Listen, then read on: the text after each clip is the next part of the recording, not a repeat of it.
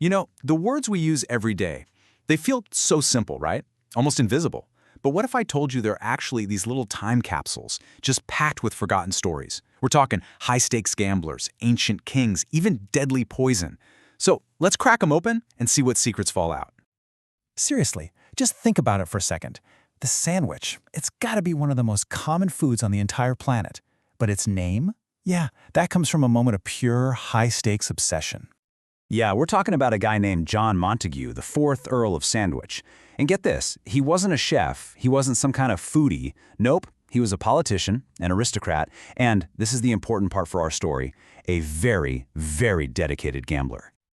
I want you to just picture this. You're so deep into a 24-hour card game that you can't even be bothered with a fork and knife. I mean, who has time for that? That was the Earl. He needed fuel, but there was no way he was going to break his concentration.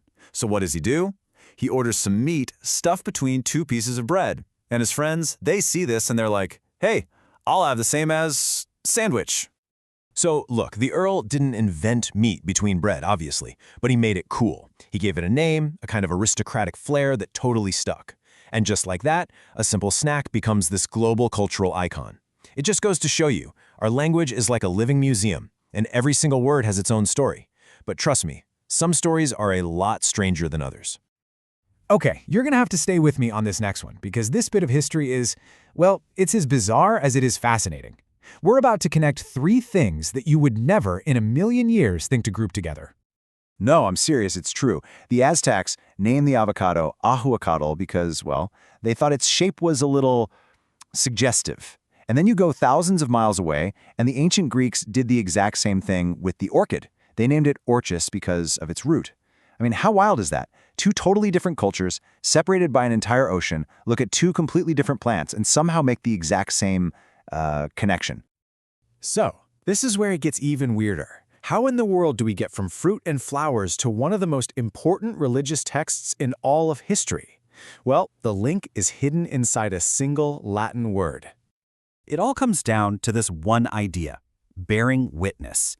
Think about it. The Bible's testaments are said to testify to divine truth.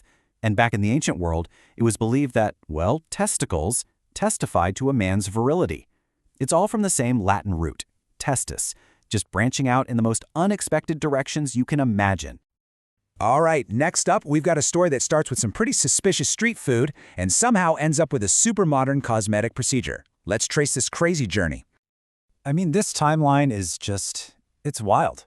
It all starts with this kind of grim urban legend about what's really inside sausages, which is where we get the name hot dog. And that fear wasn't totally crazy, because then a German doctor names a deadly food poisoning botulism, which literally means sausage sickness. Fast forward a few decades, scientists actually isolate the little sausage-shaped bacteria that causes it, and then they figure out that in tiny, super-controlled doses, its paralyzing effect can be used for medicine, and eventually, for cosmetics. So just let that sink in for a minute. Every single time you hear the word Botox, you're actually hearing the echo of a 19th century fear about dodgy sausages. Language is just incredible, isn't it? Okay, for our last big story, we're going to jump all the way back to ancient Persia. We're going to see how a single word for king ended up in like almost every part of our modern lives, from politics to sports, all the way to the grocery store. It starts with a simple, powerful word, Shah. It just means king. But this one word, it's the ancestor of an entire family of words that are all about control, verification, and stopping power. And this is just a perfect example of how a word's meaning can travel and completely transform. It goes from being about a king in a board game to a word for trapping that king, then to the pattern on an accounting table, and finally to the very idea of verification itself. The journey actually makes sense, but it's totally hidden unless you know exactly where to look. I mean, just look at this list. All of these different ideas. We're talking government checks and balances, body checking in hockey, getting a medical checkup, hitting the checkout at the store. Every single one of them leads back to that one Persian king. It's like a linguistic empire that's lasted for centuries. So what's the big takeaway from all this? Well, it's that the words we use aren't just tools. They're more like artifacts. Yeah, they're like fossils carrying the DNA of our shared history. They connect us to gamblers and scientists and kings we've never even met. But some of these connections are a little more let's just say, earthy than others. And I want to leave you with one final, absolutely mind-blowing example. Yep, you heard that right. I know it sounds like a joke, but it is a technically 100% correct etymological statement. And the reason why? Well, it's the perfect final twist to this whole thing.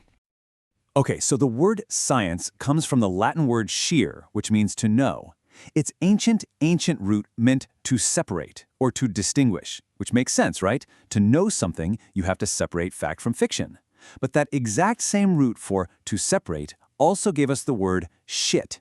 So etymologically speaking, phrases like knowing your shit and taking a shit actually come from the very same fundamental idea, separation. It really makes you wonder, doesn't it? What other secrets are hiding in the words you're going to use today? Every time you speak, you're telling these incredible stories you might not even know you're telling.